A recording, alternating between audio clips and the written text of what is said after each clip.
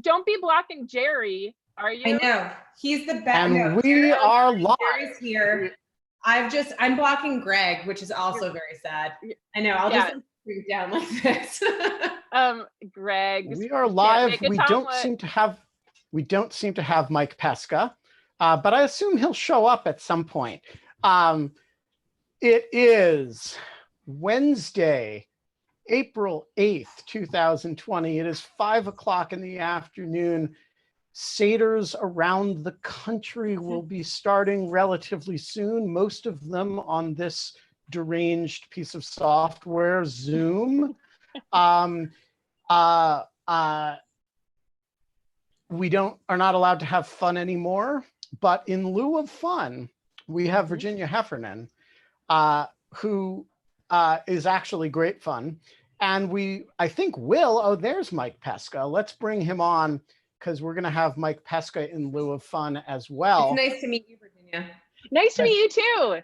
I like what your family has done with cable television back there, your Succession family. I know, it's pretty great, right? And I'm like I made the same joke yesterday, so I'm totally going to get called out on this by our fans, but I'm like very well matched. I feel like they're all dressed like I'm in my I've been wearing this hoodie for 3 days. You're in a gray flannel hoodie. You look like you're ready to take over right-wing media. Yes, exactly. Are you in Brooklyn Heights, by the way? I am. How do you know? Oh, I just kind of was like, I just looked at your Twitter profile or something, and it said that you were in Brooklyn Heights. I live not far away. So I was just I was wondering, well, I'm not there anymore. I've been in Cape Cod for 4 weeks now, but I'm curious if you guys are doing okay.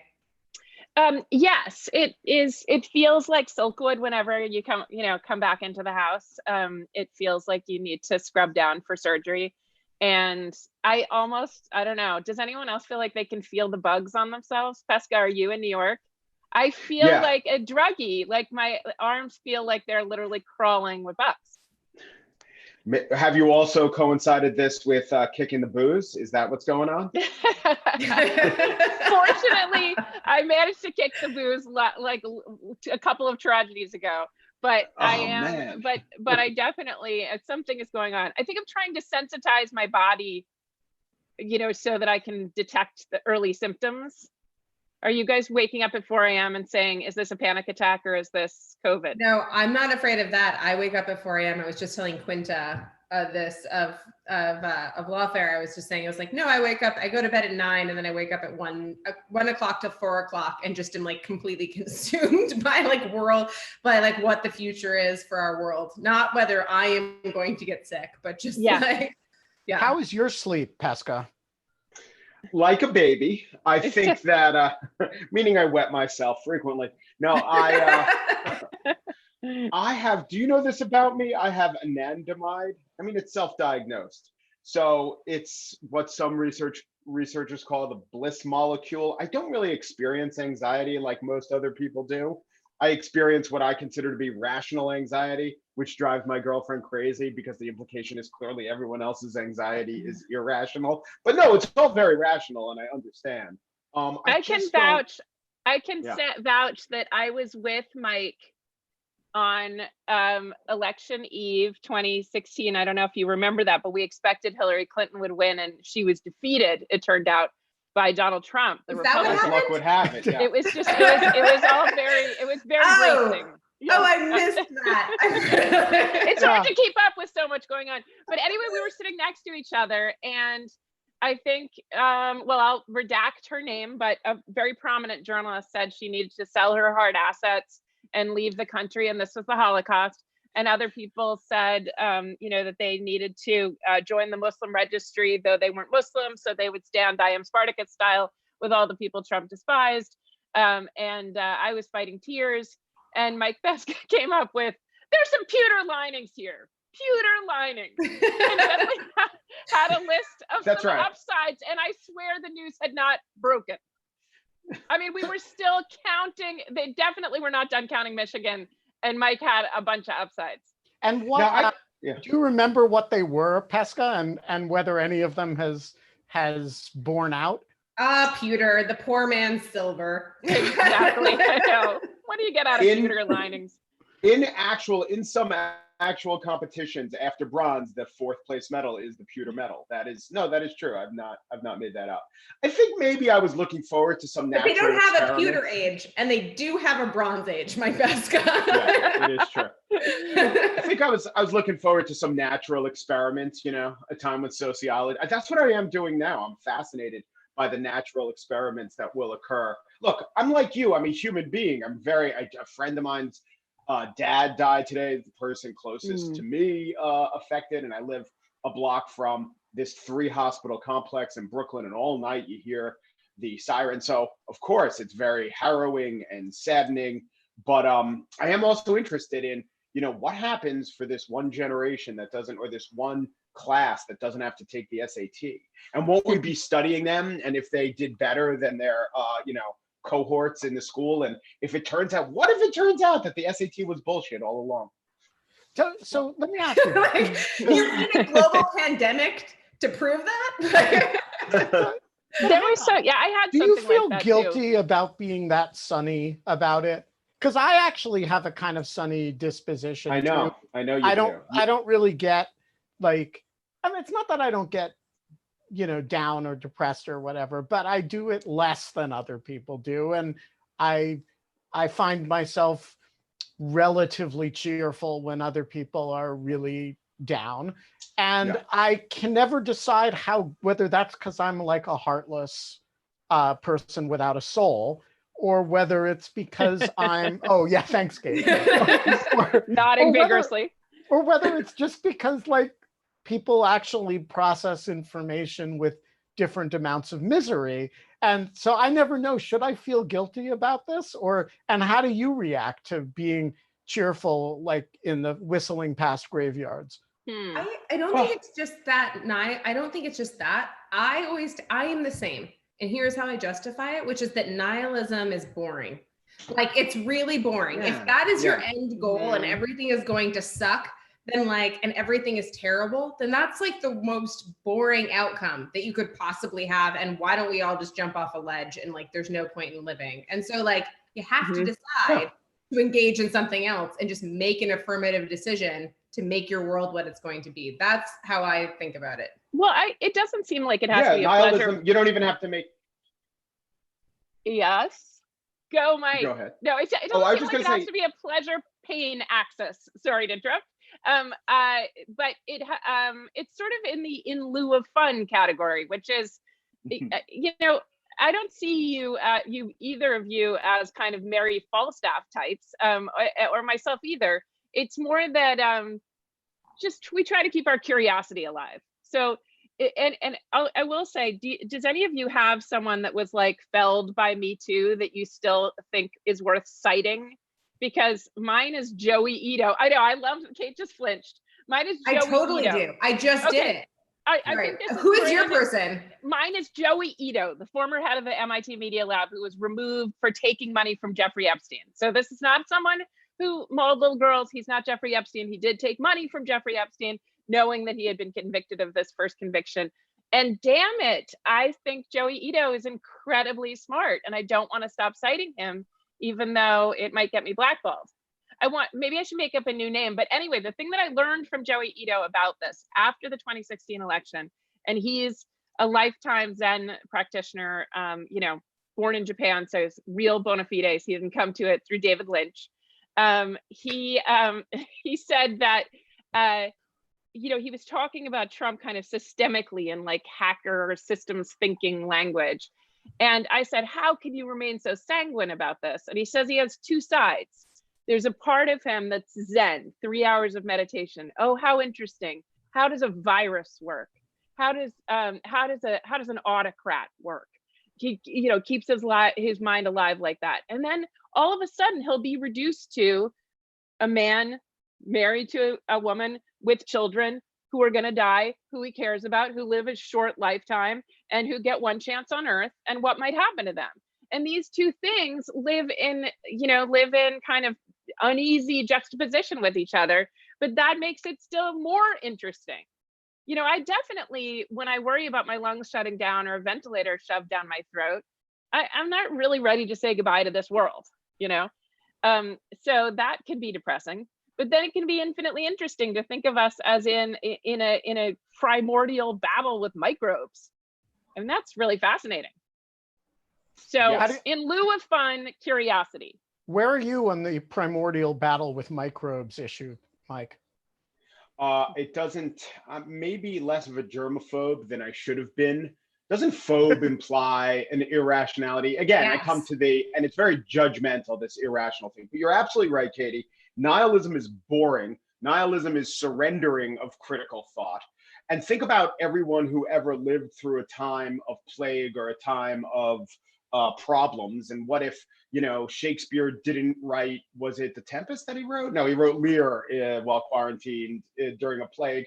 And think about if Samuel Pepys didn't write his diaries during a plague. And think about if everyone else just decided to shut down and not think. And by the way, it's during these horrible times that all the capitalists go and amass their capital. So if we're not at least trying to keep up with them in terms of thought and not being paralyzed into inaction, the big Piketty disparity between labor and intellect and capital will increase ever more. Ooh.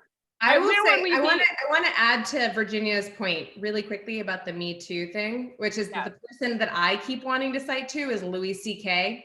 because he has this one great bit that is really good right now, which has always been good, but it's especially good right now. He has this bit that he did on Conan at one point, and it was just basically like he is talking about being in an airplane flying across the country. And he's at 10,000 feet, and the guy next to him takes out his laptop and opens it up and connects to like the plane's internet.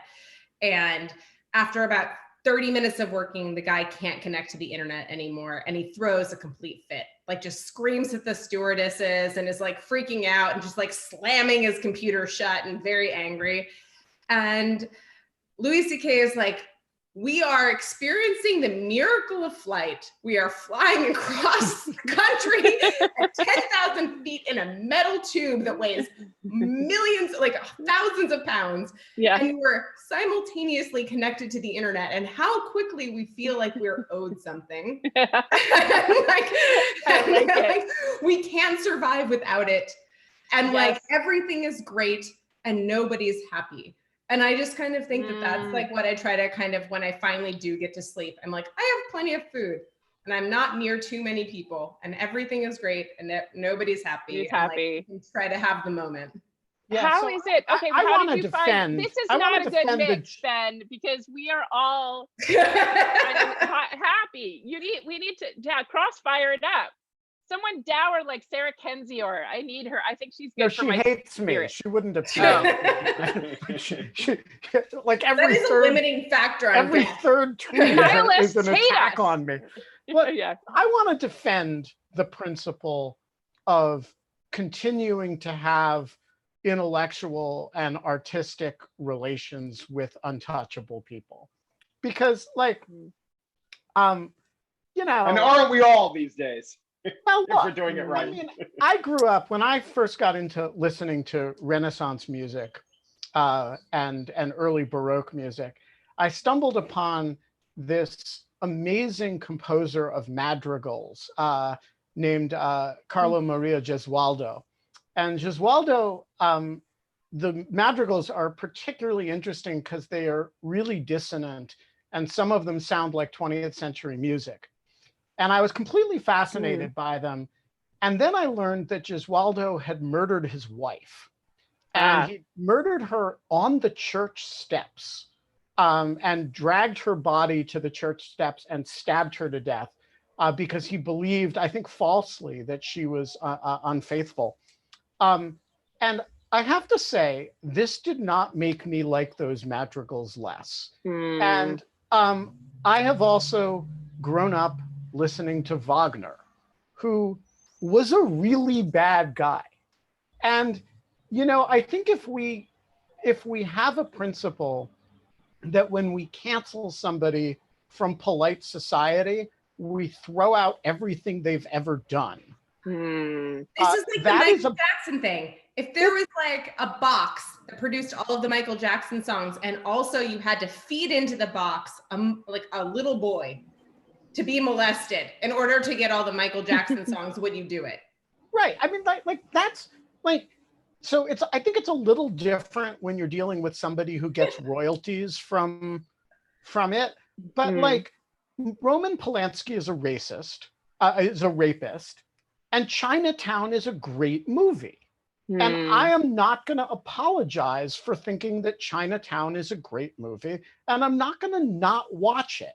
And I just think people need to separate like the appreciation of what somebody is capable of doing from the morality or appropriateness or civilized behavior of the person. And I just I don't think that's that hard. Well, okay, so so enjoy Joey Ito. So I was Joey Ito, who we were both clients of the agent that also represented Jeffrey Epstein, John Brockman, and there were a lot of other kind of alpha males caught in sexual alpha males like you stuff. Alpha males like myself, exactly. Don't misgender me, I'm an alpha male. No, don't miss Greek letter me, I'm alpha. Yeah. But so they. I'm an iota they, by the way. Exactly. I say we, right, and you just defer. You. So many of them were caught in or perpetrated certain kinds of sexual harassment and abuse, and were removed from their academic posts, while also preaching a kind of boring evolutionary psychology, speaking of boring, sort of in the spirit of the intellectual dark web. And I sort of thought most about John Searle, because he was someone that I had just encountered at a conference. And I decided to figure out whether, it sounds like your Baroque punk musician was sort of a musician first and a murderer second. It wasn't as though his being a musician gave him a calling card to rape people or murder people. Well, I don't know. You might see with Harvey Weinstein. Okay, I mean, that's like Van Gogh's. Like when you're a murderer, that's a heck of an identity. It's not exactly. It doesn't take second seats of very many things. True, but think about but it's more of the mediocrities that interest me. So Les Moonves, for example, in all the accounts of Les Moonves, the most powerful man in the world. Oh, we have to separate the work from the art. He's so powerful in television. Everybody loves Raymond, I think I can live without it. Under the sign of everybody loves Raymond and King of Queens, I don't want to take it away from him. You got King of Queens on the air. Under the sign of those two sitcoms, we're supposed to countenance all kind of behavior. And that was his calling card. And I also can give up a lot of Miramax films. I think that those, and even Cubism, I don't hold a huge brief for Picasso. So luckily, when it seemed like under the sign of being an artist, he got away with all kinds of scoundrel behavior, it was easy to let go of. On the other hand, Joey Ito, I think, smart guy, wasn't using his intelligence to be able to commit crimes or use his work, and especially any kind of mediocre work or sophistry as a cover for certain kinds of crimes.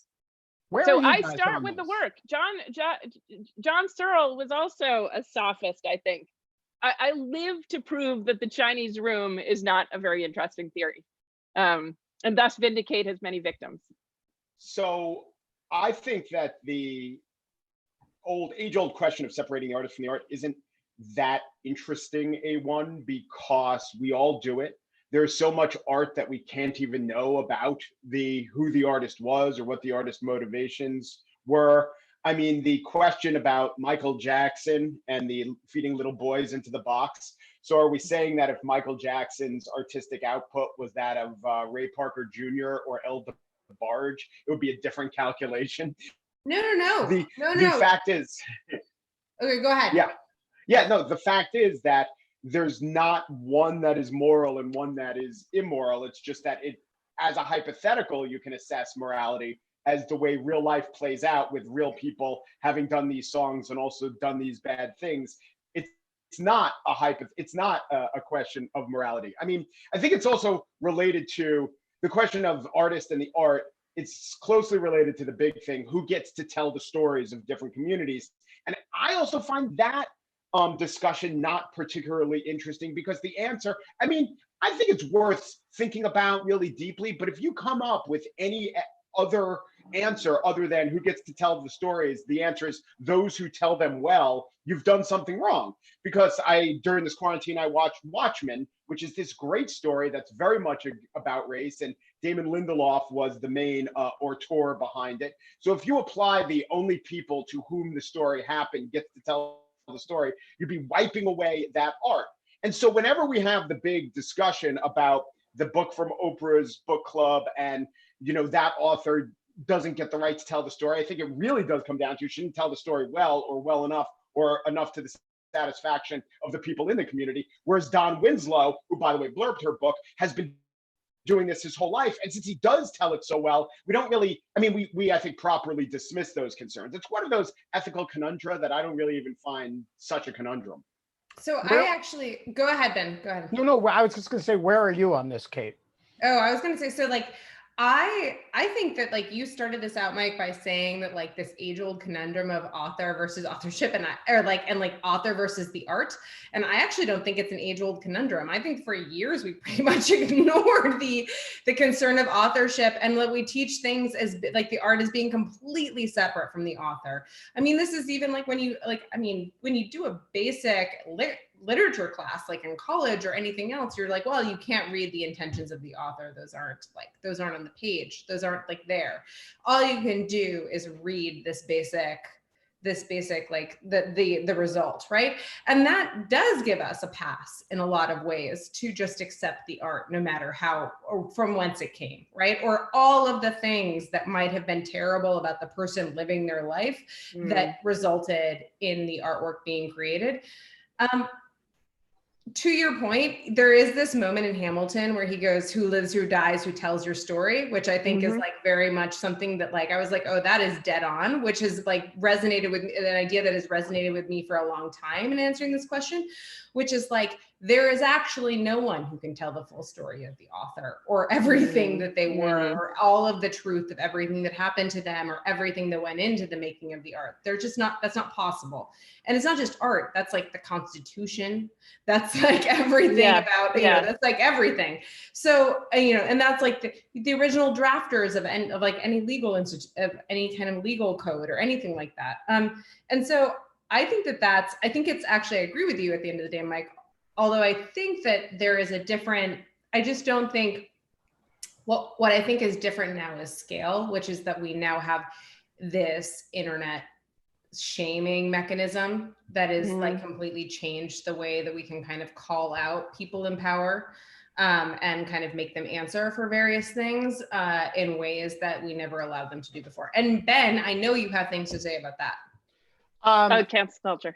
Indeed, although I want to pose an anonymous attendee who I will not have on to read this question because he or she is anonymous and I don't believe in anonymity, writes in and says, Virginia, what do you think about the specific issue of Joey Ito letting Epstein visit the MIT campus repeatedly? I went to MIT for undergrad, and this aspect of Ito's actions horrify me. There were plenty of undergrads at and around the media lab for Epstein to prey on. I have no idea whether he did so. It's easy to forget that the media lab MIT is a school and not just an institution. That's a very good point. I mean, that account by one of the department secretaries of his visit to the campus, Ito's visit to the campus with Epstein, or sorry, Ito's brought in Epstein, and Epstein was flanked by two what looked like teenage girls with Eastern European accents. And the women in the office sort of talked among themselves about how these girls might be addressed to be sure that they were there willingly. And this was that was extremely interesting to me, because there are certain protocols to address, even on a plane, that flight attendants use to address a potential human trafficking situation. So I think the idea that Joey was overlooking something that other people could easily read as potentially you know, a kind of kidnapping against your will trafficking situation, that he was willing to overlook that for the meeting and bring a predator on campus where there are teenagers and young women, and overlook his past conviction. I mean, all of it is appalling and almost surreal. I mean, his kind of cold consultation, I don't even know what to say. His cold consultation with Larry, I'm forgetting his name, the legal scholar. And sorry? Larry Lessig. Lessig, exactly. About Lessig's own experience as a victim of sexual violence and whether that meant Jeffrey Epstein might get over it, was also a sort of strange, cold way to go. And I contrasted it with the woman, the secretary, who turned out to be kind of a whistleblower, who just had this initial uncanny, horrified reaction, the same kind of reaction I had when I saw John Searle with a woman 60 years his junior. That's got to be a record. Who he brought from Germany, didn't speak English, to this conference we were at. The women at the conference were just like, something's wrong. We should get her alone and be sure that she's there of her own free will. And the men said, not my business, and, you know, not my place. And so the fact that Ito didn't have a feeling of unease around Epstein's relationships, around his business dealings, doesn't seem to have kicked the tires of those things. It really surprises me. I mean, another thing Joey and I have talked about is his unaesthetic view of the world. He has a difficulty engaging sort of his right brain to see things that might be uncanny to someone who's less mathematical than he is. And I think that it failed him in this case. I think he needed a gloss from someone else, not a lawyer, not a mathematician, not a hacker, not a technologist, to say, this is just inhumane. It's an inhumane way to treat people, and he's still doing it. So I'm with you. I don't know what happened to Joey. Might I suggest that maybe that's a particular trait of someone who spends 3 hours meditating and tells themselves, on the one hand, this is interesting. On the other hand, I have a family. And I think he could die from this. I think he thought, and this is the problem. And this is interesting that this is where this has led us, that we, you know, without, you know, I was listening to Walter Cronkite the other night just to see how he framed news on YouTube, and realizing that there was such moral punch to how he delivered the news. You know, these children are doing drugs and alcohol, you know, just like he never left you any question where he stood, unlike the Peter Jennings, you know, who could say like AIDS from manual anal sex and other kinds of digital and whole hand penetration of the rectum, like as if these were just clinical facts, you know. And I feel like we do get too cold. We do get too Joey Ito and think like, oh, how interesting that this libertine Epstein has made all this money and also believes he's kind of above moral laws and has a fetish for the Marquis de Sade and Humbert, and that became interesting, and they didn't see a place to put their warm-blooded moral convictions. I think that in some ways is part of the problem. And I toggle like you guys between a left brain and right brain analysis of things. So if it's any consolation, just really briefly, Virginia, like that is what you're saying is very consistent with what I've heard from people inside MIT and Harvard that like dealt with him. So like this is like everything jives in terms of like him being like a good person and doing a lot of great things, and then also there being this other kind of like, how did he not ask more questions type of stuff. Mm-hmm. What do you guys, Ben and Mike, think about that idea that there's something maybe, you know, that Mike, that maybe you needed to slow down on election night and just be with the room, that we're feeling kind of crushed, you know, instead of turning it into an opportunity for analysis? Well, I was pretty with the room, to be honest. I was not finding the pewter linings of that particular cloud, and frankly, still haven't. So I'm going to defer to Mike on the answer to that question. Yeah, I think that maybe, by the way, the pewter linings were, and here are some good things. It's more of the case of, okay, maybe it turns out the pipes or the wall chippings that we've all been eating aren't lead. Maybe they're pewter, and I don't know if that will poison us as bad. There's some lead and pewter. Right. Yeah. I think that, I was on stage, and so I was hosting a show, and so I had this I had this need, this primal need kick in to be the show host. And once everything was sliding down into what I would define as, okay, this isn't a show that the people came for, I tried to pull it back. It's funny though, I think that we started by talking about all of this and taking interesting ideas from bad sources. That's maybe one of the themes we're talking about. And then we went on to talk about separating the artist from the art.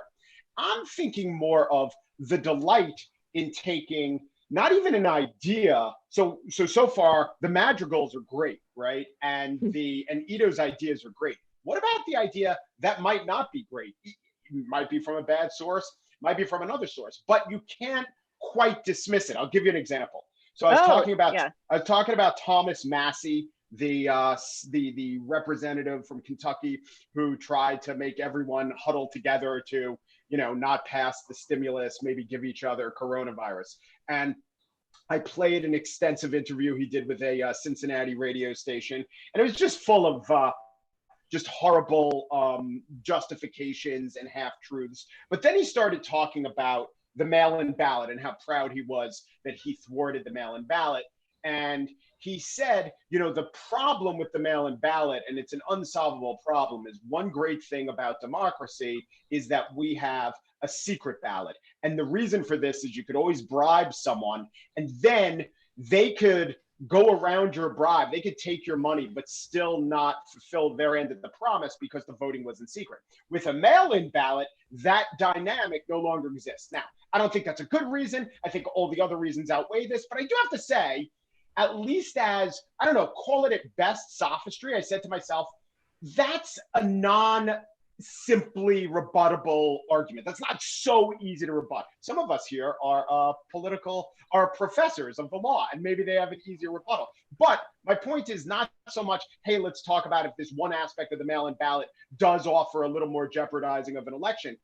My point is, I was actually excited to be challenged by it. And I think, I don't know, most people, I hate to generalize, but definitely most people have a podcast, and the podcast has to fit into some ideology. Most people would, I think, be discomfited by that. I just got excited by it. I'm like, this is the worst arguer, or the guy who puts out the worst arguments, but he did lay something in my lap that I had to grapple with, and I enjoyed that as an intellectual process. Yeah, so I'm with you on that. I think that there are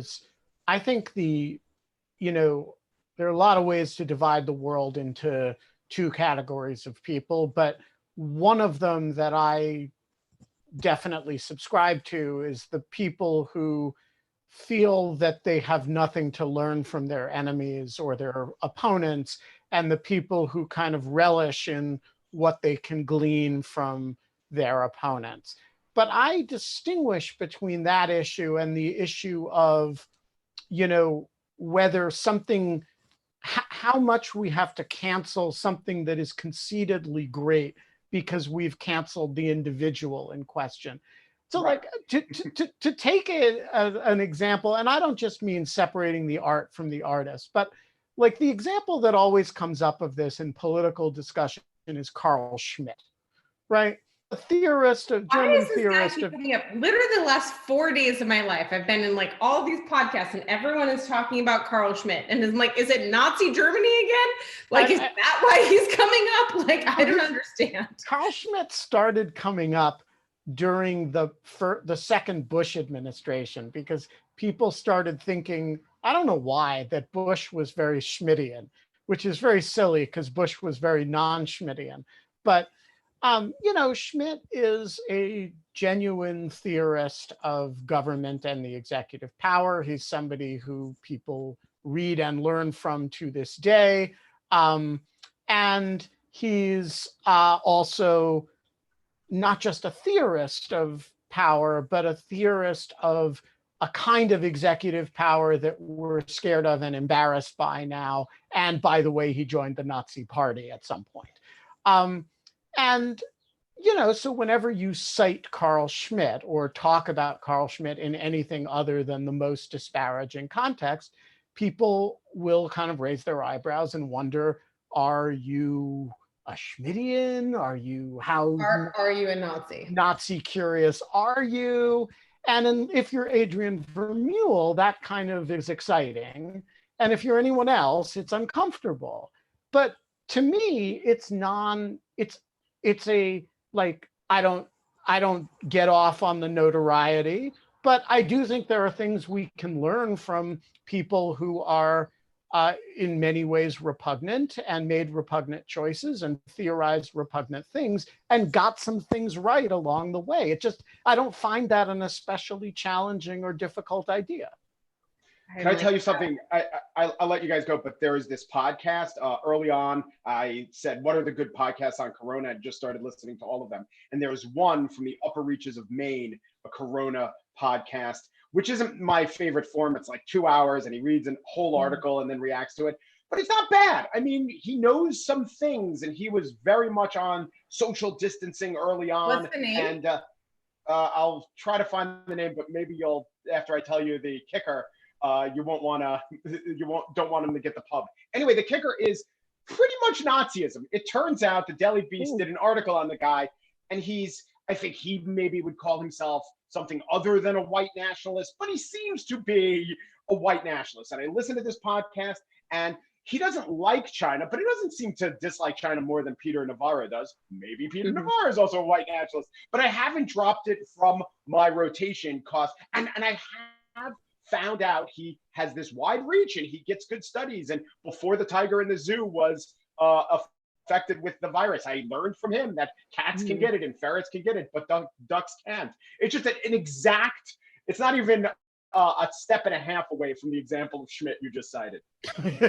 Well, I think there's a thing with Schmidt that brings this together, and probably Virginia is about to make this same point, so I'll just make this brief. Maybe not. But, like, the thing that brings this together, Ben, is that, like, Schmidt, here is a great theorist. You can like as an objective level, if you didn't know that he was involved with this nefarious movement that murdered millions of people, that there would be like some level at which you would decide to like just not pay any attention to him, but that he actually had valuable ideas. And so what is the question? And I would actually love to pose this to Virginia, because for me, as a scientist and a person who loves art and whose study is like kind of, I feel like I like bridge the gap between, is like, when is art a public good and when is science a public good? And when are these both public goods that are public goods and we shouldn't pay attention to authorship? And so like this actually gets into the Mengele studies and like all of that other kind of stuff, which is kind of dark. And I don't know that we really want to go there, but I do think it's like an interesting question, which is kind of like, how do you decide where these parameters lie? It's one thing when it's a ballet or a play or whatever, and it's like, or a painting, and it's another thing, and it's just like, and it's cheating on your spouse and womanizing and raping people, although that's terrible. It's another thing when you're complicit in the death of like millions of people. Yeah. So we have a newer example than even the great Les Moonves in T.S. Eliot, whose letters to his let's see, are her letters back?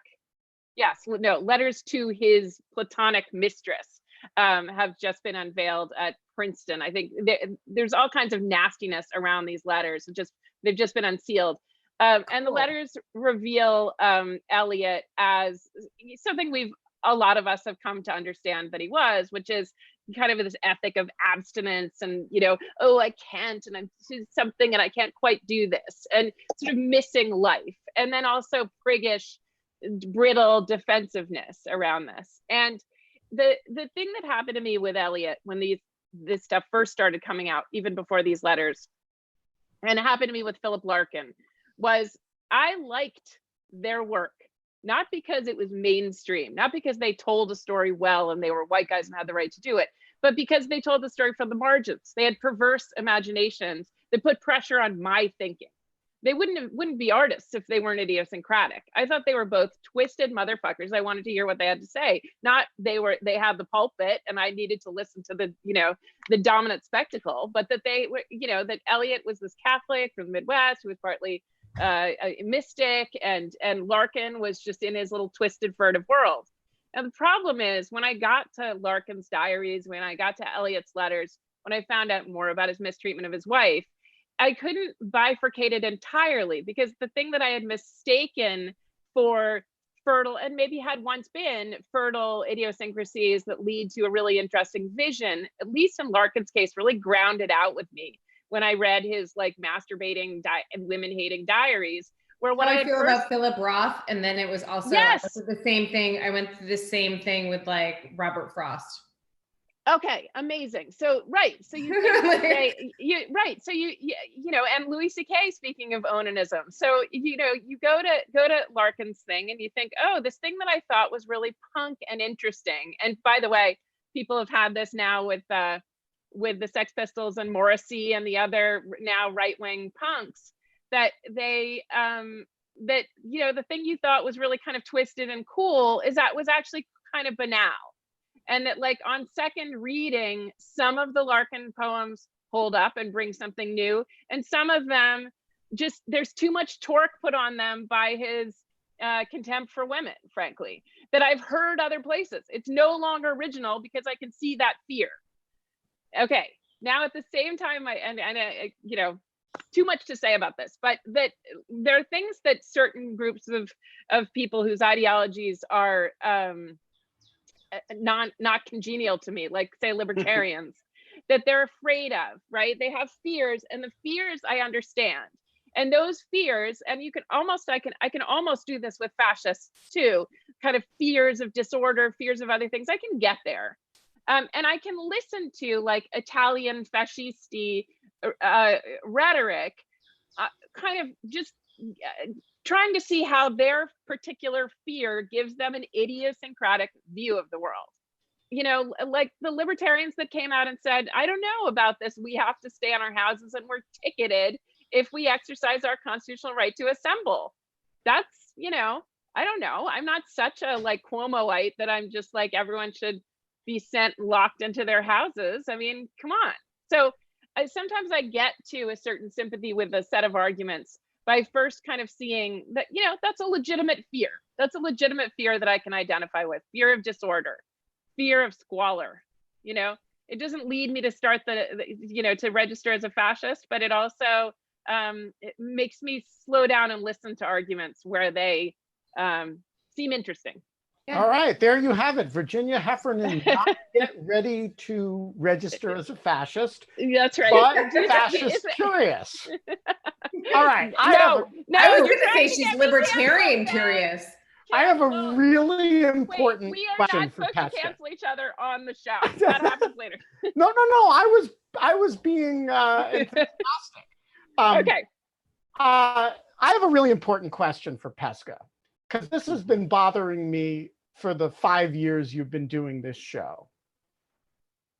And for those of you who don't listen to The Gist, it is like one of my 2 or 3 favorite daily podcasts out there.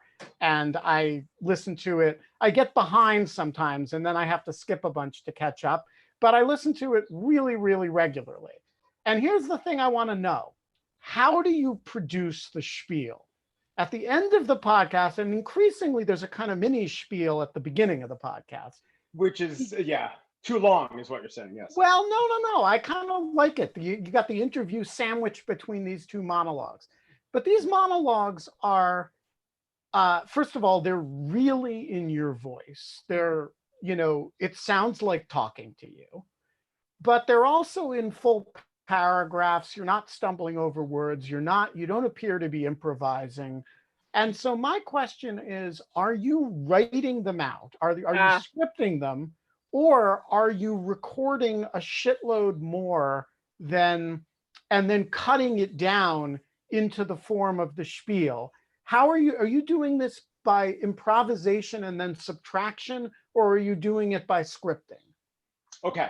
So if I had my druthers, I'd probably do it by bullet points, and then the editors would make me look good, but that would be too onerous on them. So I script it. I used to think it was cheating a little bit, but what is a script other than having a thought in the moment, but then preserving the best version of that thought? So it's not really cheating, is it? It might be cheating. No. I'm pro script in general. Yeah. when they work, which Yeah. these do. The only reason I was wondering about it is that it's so obviously your voice. You're actually, when you're scripting, you're writing in the voice that you speak in, which is very hard to do. Mhm. Well, because I spend, so unlike you, where the vast majority of your output has been in writing, with me, it's mostly in speaking. So I think in my speaking voice, and then when it comes time to write something more formally, sometimes we have to take one of these spiels and turn it into a print piece. I don't like that, and I don't find it as easy. By the way, Virginia starts off her show. And I want to say that I think Virginia might be my favorite Slate colleague. I started working at Slate because of all these exciting, intelligent people. And she exactly embodies, ooh, this is a person I just want to talk their ear off every time I see them.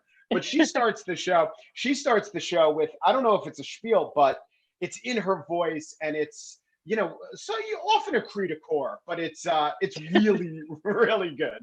The stuff before the interview is really good. The thing that Virginia does, which I've never heard anybody else do, is to integrate. So there's the sort of monologue, which is brief at the beginning of most episodes, but then you'll integrate monologues into questions sometimes, and we will have like a digression leading into a question about Ivanka's swan-like neck, or you'll like, there are these protracted and extended thoughts, often very funny and often very eccentric, that actually lead up to a question, which are clearly improvised in the middle of interviews. Are these like planned out in advance, or are those flights of fancy in real time? Well, first, hats off to Mike, because when he's one studio over with me, from me, and I just see him right now, I assume everyone can see him, but he's like, you're standing up, right? And you're like you're about to lead some calisthenics or something. Like, it looks like you, anyway. And he's just like a radio guy, like loud, clear, like lots of cadence to his voice. And he really, there was like a Slate monotone to some of the early podcasts. And I feel like Mike just came in and like brought the kind of Howard Stern So anyway, I love listening to Mike. My podcast, unlike Mike's, is about a single subject. So I have to just till the same land over and over again and find new worms and new swan-like Ivanka necks somewhere buried in the, I don't know what I'm saying, loamy earth. And so I have an ongoing monologue in my head. I'm gonna just presume that Mike and I have in common that when we have the choice between the like kind of skill and charybdis of total banality and howling madness, we usually opt for the howling madness. And so since I made that option, I kind of have, Ben, I know you, Kate also, I know you do too. You're on Twitter, they're just ideas spinning all the time with everyone. And an epigram will occur to you, or a question will occur to you. And you draft it and you wait a few hours to make sure that you're not drunk. And then you send it. If that had been the case, Kate, Baby Cannon would never have existed. Really?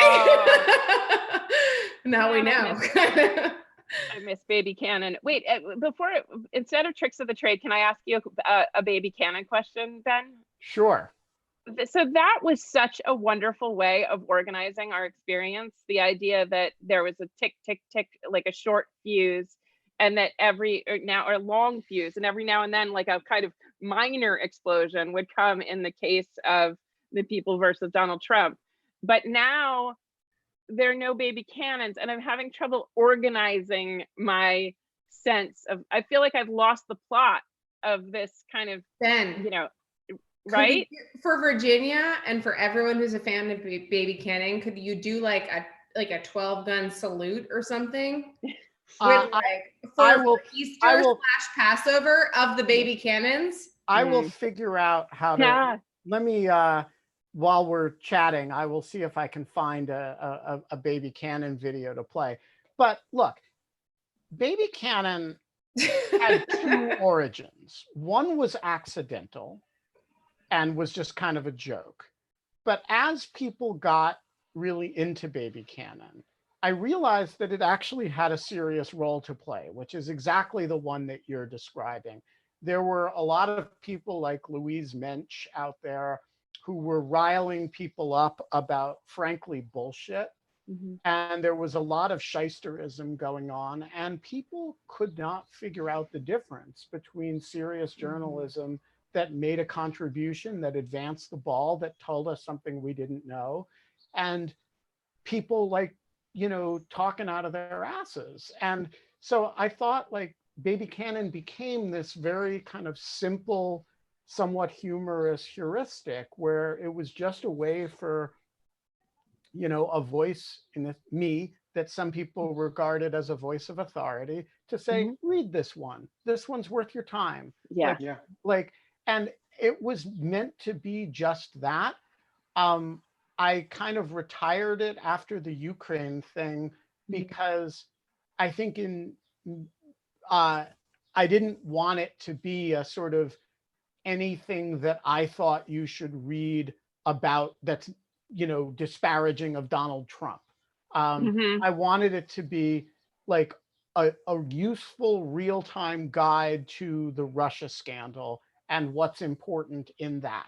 Right. What belongs in the canon, if you will. Exactly. Yes, exactly. That's right. If well done. And they weren't takes. The booms weren't takes. No, they would just read this. It was read this, and they were installments in this growing document, which you know turned out to be this extraordinary document, and then ended with the Republican cowardice not to even hear it. Right. It was the last boom it like fizzled, the fuse didn't go off. Okay, I have another not trick of the trade question, but just like who you guys are question. I think, and I've podcasted through this whole period as well, although in a very different way and in a much lower profile way than you guys do, that one significant part of podcasting is personal therapy. And I'm curious for both of you, is the podcasting, how much of it is the body of self-expression that is getting you through this period, and how much of it, like what's the weight of it that is kind of what clinicians would call journaling, and what's the weight of it that's you know, simple news or commentary? For me, mostly, if I had these thoughts and didn't have a place to put them, it would be very frustrating. But the great majority of that, it's the thing to do. And if the thing that I did was to be a doctor or an EMT, and I got to do that and felt that I was doing my job, it would serve the exact same therapeutic role as this. And maybe a little less so if I were a teacher and the things that I was teaching wasn't on the subject that I was so obsessed with, maybe that would bother me more. But I don't think of the podcast as really helping me on an emotional level. But then again, we've established where I am in terms of emotional levels. But the intellectual output, having the intellectual outlet, that's really important. I do like a good one afterwards. I say, you know what? I said what I wanted to say, and I felt good about that. What about you?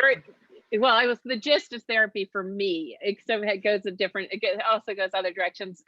I think sitting alone in the studio, and it's a little different now that we're doing it here, but maybe there is something akin to like traditional psychoanalysis where you're just kind of talking into a void and trying to imagine who needs to hear what I have to say, if anyone, and who would be interested. And I'm just talking about the monologues because the interviews really do feel like a quite intimate conversation, you know, just each other's voices. But the monologues, it is really interesting to try to imagine like who's listening, you know, and kind of like what they need and what they want and how they want information doled out to them. Like currently I'm just like a student of Governor Cuomo, who delivers information, it turns out, in exactly the order, in the cadence, in the broken record style that I need it right now. I mean, nothing makes my immune system feel more robust than a press conference from him. So how he knows what we want, how he knows what that Americans want, this combination of the truth. He's made it very clear that, you know, the worst thing in the world is the feeling that you're being deceived. That's worse than bad news, which is such a simple way to put the last 4 years of our lives. It has been just so disturbing to be lied to over and over again. And now we have someone saying he gets it. The feeling of being deceived is bad for the health. And then he goes on to deliver the facts, and then he gives his personal opinion with a bunch of platitudes on his PowerPoint that can somehow bring me to tears now. And what I think is he just understands his audience so much. So in the effort to fathom my audience, and this seems like it happens in psychoanalysis, sort of are trying to figure out, who are you talking to when you talk to the therapist? And the therapist is supposed to recognize, in the old style psychoanalysis, recognize, oh, I'm your dad in this. What you need is a forgiving father. What you need is a nourishing mother. And so when I'm thinking of the listener, idealizing the listener or imagining them with needs, I'm reflecting on a little bit what I have to give them the world. Maybe that's sort of abstract, but sometimes you get a little nutty alone in the studio, as you guys know. Soundproof room, just you know. So we have time for a couple more questions. If you want to ask a question, stick it in the Q&A and we'll bring you on.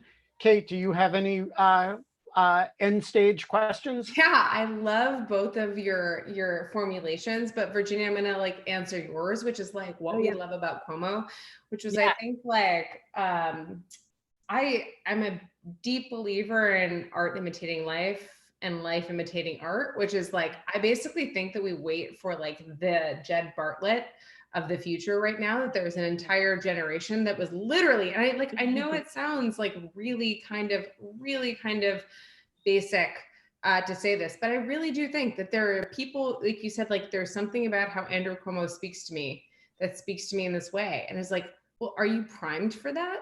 Are you primed for that by like this entire, you're primed for that because he's speaking to you in this rhetoric that is like completely like referencing and kind of drawing from like the type of rhetoric that we like saw in The West Wing, or like any type of, like dramatic or Independence Day for that matter.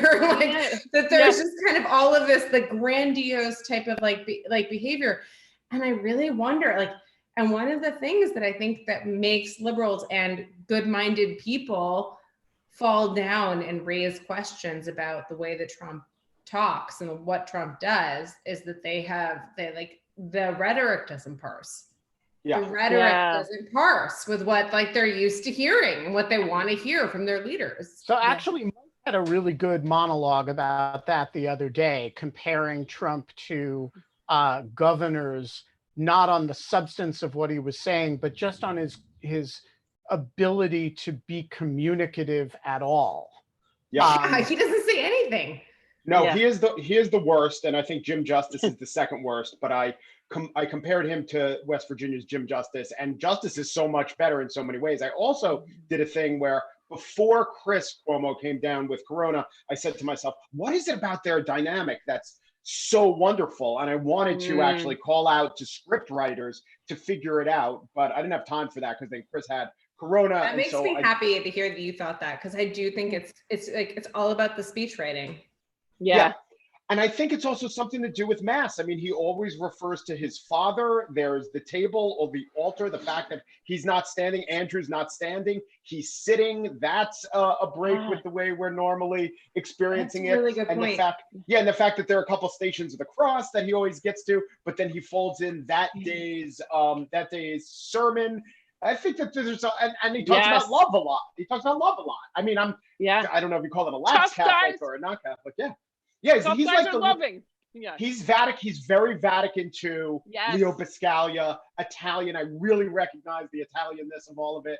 I'm so sorry, Ben, how Catholic this got on Passover.